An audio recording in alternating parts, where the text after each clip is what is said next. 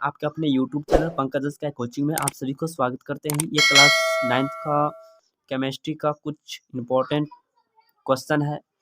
तो हमारे आसपास के पदार्थ, तो संसार के, इसको थोड़ा नंबर कर लेते हैं। संसार के सभी वस्तुएं जिस सामग्री से बनी है वैज्ञानिक उसे पदार्थ कहते हैं। ये समझ गए हैं। अगला है वे वस्तुएं जिनका द्रव्यमान होता है और स्थान आयतन घेरती है पदार्थ कहलाते हैं।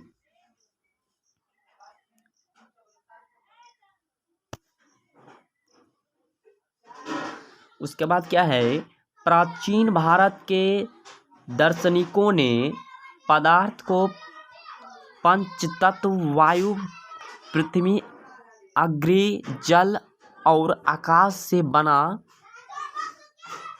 बताया और पदार्थ को किन्हीं 5 तत्व में वर्गीकृत किया। यहाँ पर अग्नि नहीं होगा, इसको कहेंगे अग्नि। सभी पदार्थ कणों से मिलकर बने होते हैं। सभी पदार्थ किससे मिलकर बने होते हैं? तो कणों से मिलकर बने होते हैं। पदार्थ के कण अत्यंत सूक्ष्म होते हैं। पदार्थ के कणों के बीच रिक्त स्थान होते हैं। पदार्थ के कण निरंतर गतिशील होते हैं। पदार्थ के कण एक दूसरे को आकर्षित करते हैं। थोड़ा और छोटा कर लेते हैं, पढ़ने में दिक्कत आपको नहीं हो। अब ठीक है। पदार्थ के कणों में गतिज ऊर्जा होती है और तापमान बढ़ने में कणों की गति तेज हो जाती है।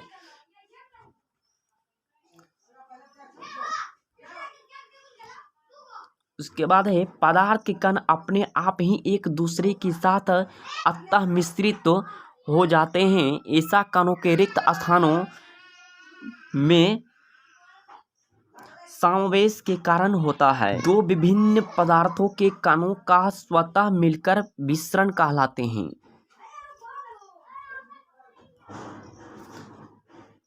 पदार्थ के कणों के बीच एक बल कार्य करता है। यह बल कणों का एक साथ रखता है। इसे अंतरानुक बल भी कहते हैं।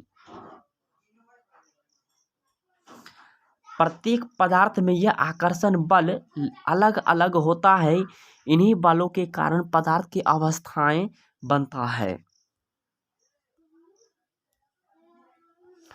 पदार्थ के 3 अवस्थाएं होती है, ठोस, द्रव, गैस। पदार्थ की ये अवस्थाएं उनकी कणों की विभिन्न विशेषताओं के कारण होता है। बल लगाने पर ठोस टूट सकते हैं लेकिन उनका आकार नहीं बदलता है। द्रव का कोई अपना आकार नहीं होता है। जिस बर्तन में इसे रखते हैं ये उसी का आकार ले लेता है, परंतु द्रव का आयतन होता है।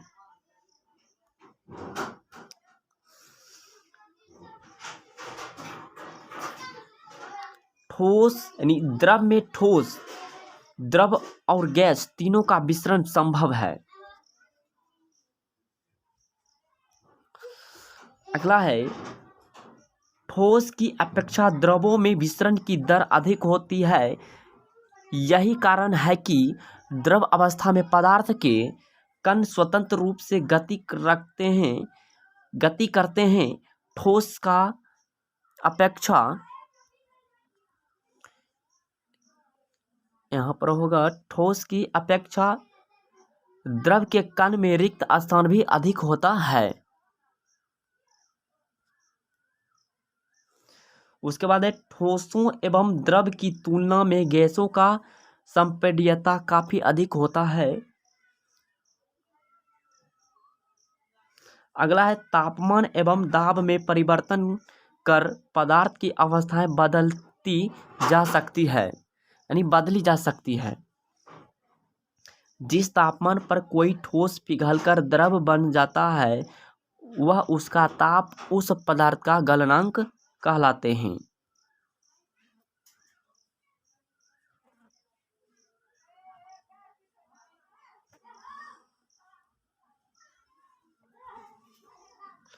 गलने की प्रक्रिया यानी ठोस से द्रव अवस्था में परिवर्तन को गलनांक कहते हैं। गलनांक की प्रक्रिया के दौरान गलनांक पर पहुंचने के बाद जब तक कोई पदार्थ पूरी तरह गल नहीं जाता, तापमान नहीं बदलता है, चाहे उसमें और भी ऊष्मा दे दी जाए, पदार्थ के कण के आकर्षण बल का बदलने के लिए ताकि अवस्था में परिवर्तन हो सके, तापमान में बिना कोई वृद्धि दर्शाए पदार्थ की अतिरिक्त ऊष्मा का अवशेषित कर लेता है। यह ऊष्मा पदार्थ में छुपा रहती है जिसे गुप्त ऊष्मा कहते हैं।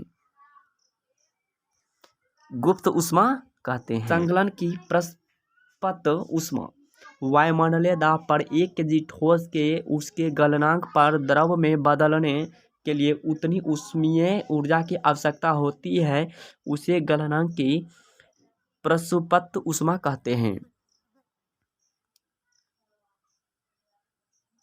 और है यह आपको बेसिक जानकारी है, ठीक।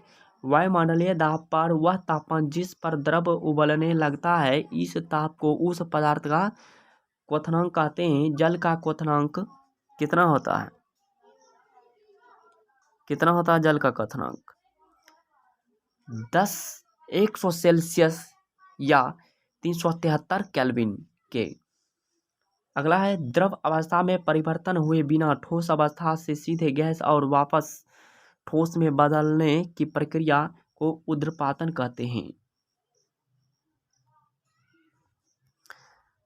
अगला है पदार्थ के कणों के बीच दूरी में परिवर्तन होने के कारण पदार्थ की विभिन्न अवस्थाएं बनती है।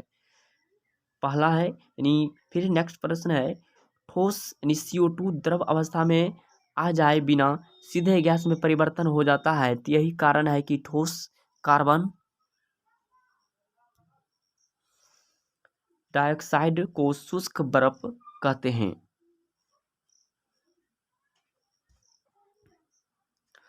अगला है दाब के बढ़ने और तापमान के घटने से गैस द्रव में बदल सकते हैं।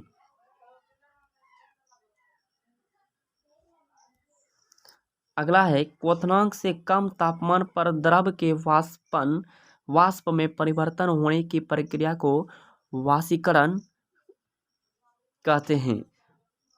वाष्पीकरण से शीतलता आती है। यहाँ पर वाष्पीकरण, यहाँ पर वाष्पीकरण होगा।